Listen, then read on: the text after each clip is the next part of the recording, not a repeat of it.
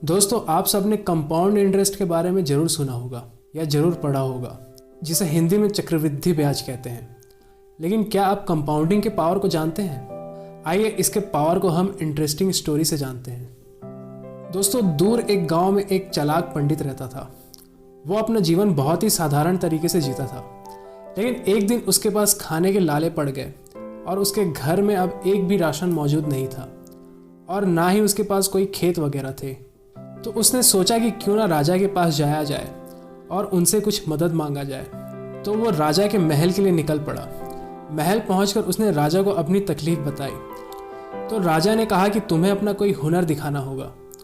तब पंडित ने राजा को एक कविता सुनाई, जिसे सुन राजा खुश हुआ और बोला कि तुम्हें जो चाहिए वो मांग सकते हो।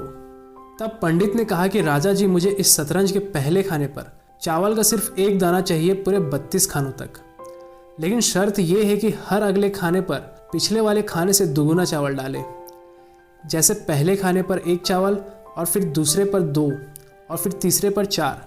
तो राजा ने पंडित की चालाकी को समझा नहीं और कहा कि बस इतना ही चाहिए। ठीक है, मैं आपकी ये इच्छा पूरी करूँगा। और राजा ने वैसा ही किया जैसा पंडित ने कहा। उसने शतरंज के पहले खाने पर चावल का 1 दाना रखा और दूसरे पर 2, फिर तीसरे पर 4 दाना, पाँचवें पर 8 दाना, छठवें पर 16 दाना। ऐसा करते करते जब वो 16वें खाने तक पहुंचा तो वो देखकर हैरान रह गया, क्योंकि अभी शतरंज के आधे खाने ही भरे थे, लेकिन चावल के दाने लाखों में पहुंच गए थे। और अंतिम खाना आते आते चावल के दाने करीब अरबों खरबों में पहुंच गए, जिसके लिए राजा को अपना पूरा साम्राज्य तक बेचना पड़ गया। तो दोस्तों, ये होती है कंपाउंडिंग की पावर, जहाँ पर शुरुआत सिर्फ 1 चावल के दाने से हुई, लेकिन अंत अरबों खरबों में हुई। इसलिए सर एल्बर्ट आइंस्टाइन ने इस कंपाउंडिंग को दुनिया का 8वां अजूबा कहा है। दोस्तों, स्कूल में हमें कंपाउंड इंटरेस्ट के बारे में पढ़ाया तो जाता है, लेकिन आड़े टेढ़े इक्वेशन के साथ, और लोगों के अंदर वहीं से इंटरेस्ट खत्म हो जाता है और लोग इस कंपाउंडिंग को ठीक से समझ ही नहीं पाते। उन्हें सिर्फ सिंपल ब्याज ही समझ आता है, जो सिर्फ सिंपल तरीके से ही रिटर्न देता है। लेकिन क्या आपने अपने फाइनेंशियल लाइफ में कंपाउंडिंग के पावर को अप्लाई किया है? दोस्तों, स्कूलों में सिर्फ हमें कंपाउंडिंग के बारे में पढ़ाया जाता है, लेकिन कभी ये नहीं बताया जाता कि इसे अपने फाइनेंशियल लाइफ में अप्लाई करके सुपर रिच भी बना जा सकता है। तो दोस्तों, आज की वीडियो में हम जानेंगे कि कंपाउंडिंग क्या होती है और कुछ सिंपल एग्जाम्पल की मदद से ये जानेंगे कि कंपाउंडिंग की पावर से आप कैसे सुपर रिच बन सकते हैं। तो चलिए शुरू करते हैं। दोस्तों, कंपाउंड इंटरेस्ट का मतलब होता है इंटरेस्ट पर इंटरेस्ट मिलना, यानी ब्याज पर ब्याज मिलना।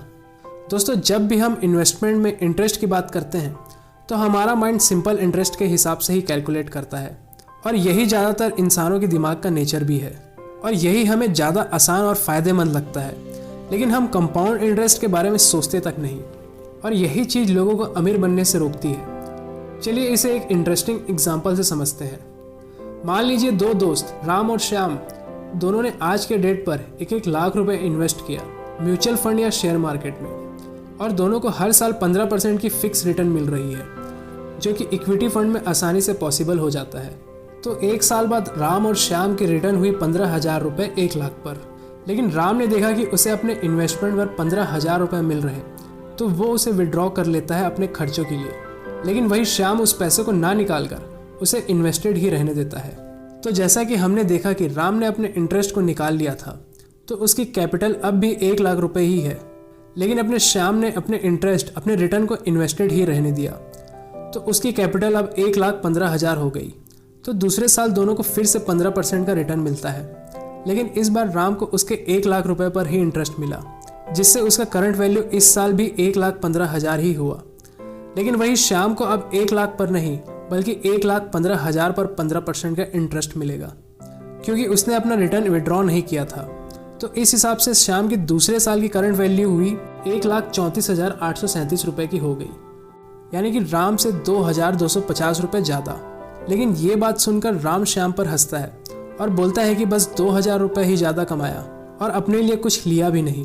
तो राम फिर से अपने रिटर्न को विड्रॉ कर लेता है, क्योंकि उसे कंपाउंडिंग के पावर की अभी समझ नहीं है।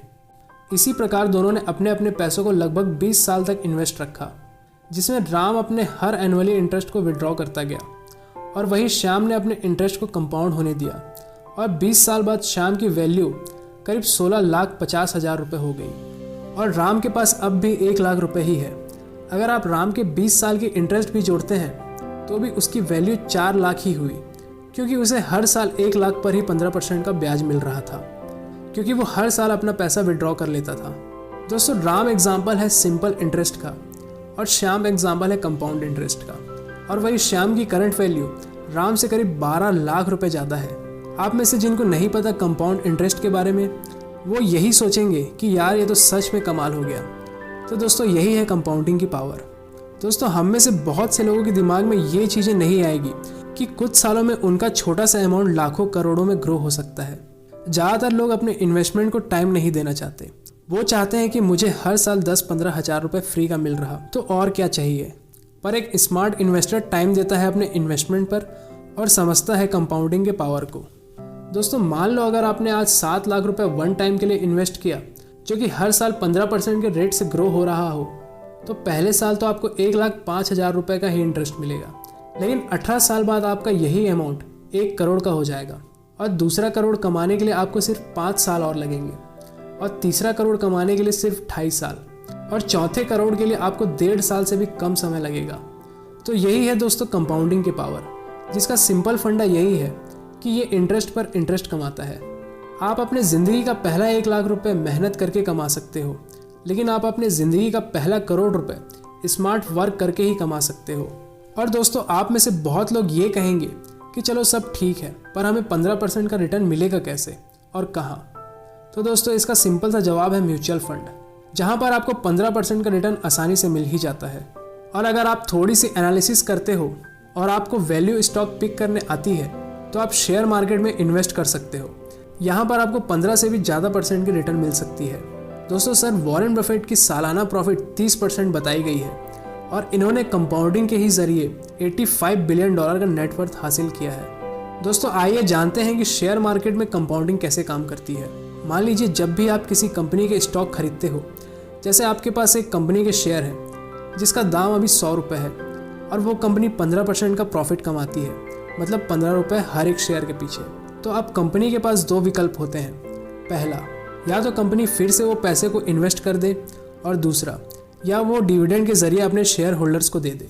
दोस्तों, कुछ कंपनियां डिविडेंड देती भी है और कुछ नहीं, क्योंकि वो पूरा पैसा री इन्वेस्ट कर देती है।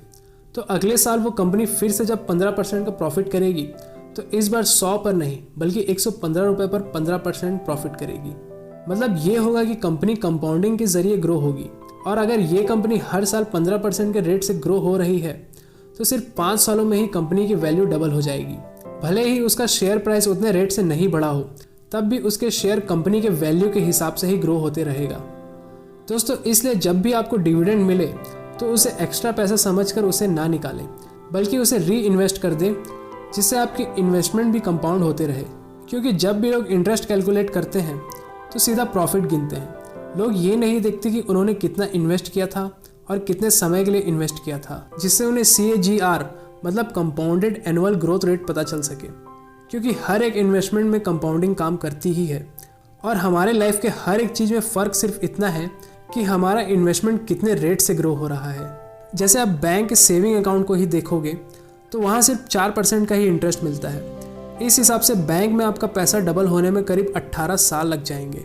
इसलिए दोस्तों, आप लोगों को सेविंग माइंडसेट नहीं बल्कि इन्वेस्टिंग माइंडसेट के बारे में सोचना होगा, क्योंकि हम इंडियन सेविंग्स में बहुत आगे हैं लेकिन इन्वेस्टिंग में बहुत पीछे।